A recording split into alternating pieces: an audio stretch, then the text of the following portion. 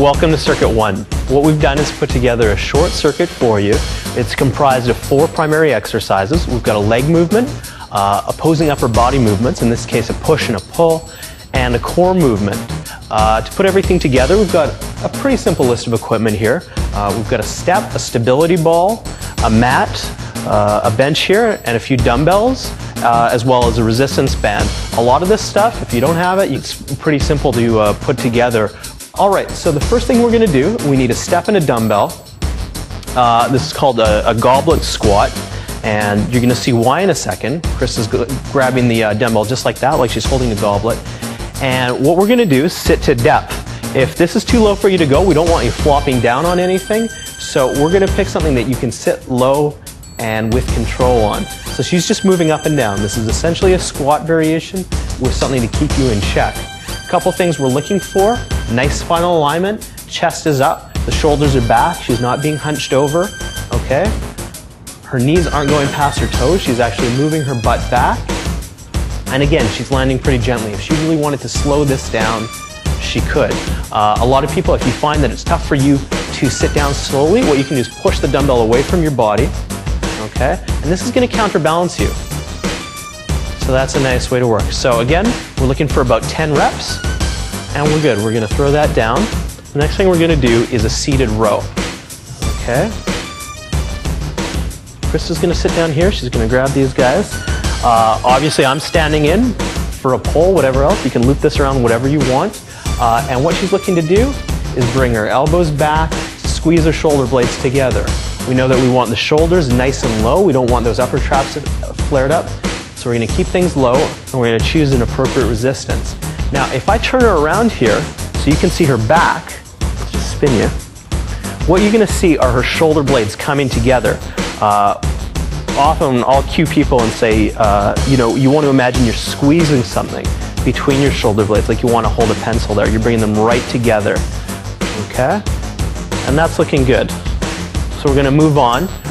Like I said, we want opposing movements. So where that was pulling, now we're going to get into pushing. I'm going to take this bench. An incline is fine. She can also do it flat. She can do a decline. There are a million variations. Now, just so you know, these are 5-pound dumbbells. These are ridiculously light for Krista, okay?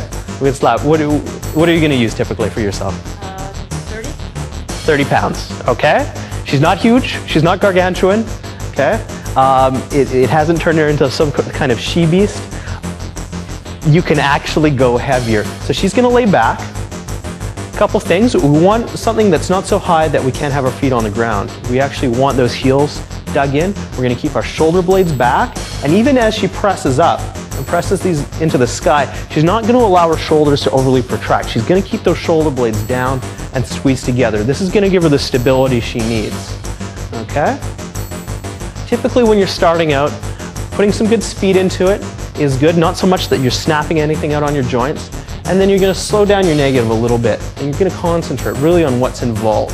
You're going to feel this through the chest and probably to an extent through the triceps and the front of your shoulders.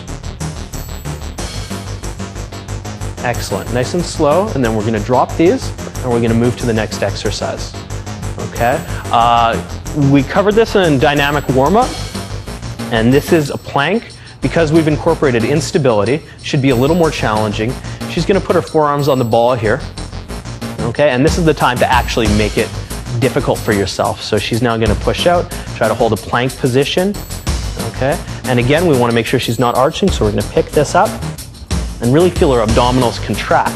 If you're feeling this is easy, you can start incorporating a little movement with the ball. I like to imagine of stirring a pot and just circling a little bit. One way, then the other way. Since we're not really incorporating repetitions here, I like to have a set time. In this case, about 20 seconds should do you. So once we're through here, we're now going to come back, we're going to repeat the circuit, and we're going to go at a pace that's a little closer to what you're going to want to follow at home. So again, the goblet squats. Okay, just to emphasize, we're looking for a weight that, number one, you can do correctly.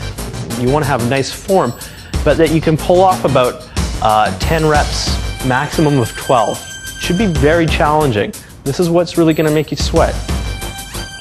So that's looking good. She's sitting back. Her shoulders are back. Her chest is up. Good alignment.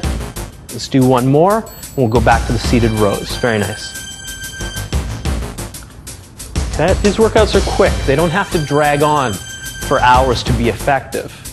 What you can do with appropriate intensity is going to be more effective than just sort of half-heartedly trotting along on a treadmill, watching TV. If you can read a magazine while you're working out, probably not hard enough. So this is looking good. Her posture is good. She's nice and tall. She's letting her shoulders round out a little. This idea of coming from what would be bad posture and drawing right back, squeezing her shoulder blades together. She's going to make sure her shoulders are low. And we're good. Now to the presses again. Okay? Put these together as a circuit for a couple reasons. One is so that we don't need to rest. We don't need rest periods because while you're doing one exercise, your other muscles are resting. And that's more than enough. Meanwhile, we're continuing to move. We're making great use of your time. We're improving strength and cardiovascular conditioning, okay, with appropriate weight selection. Don't go crazy. Don't overdo it. Again, you want to make sure you've got the right resistance. This is looking good.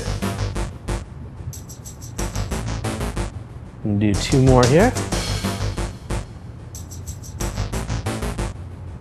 Very nice. Nice and slowed down. And here we go. Back to the planks.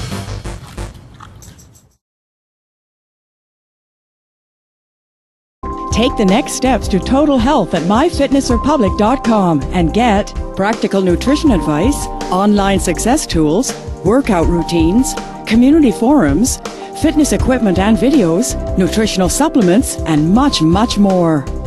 myfitnessrepublic.com, your total health community. Log on today.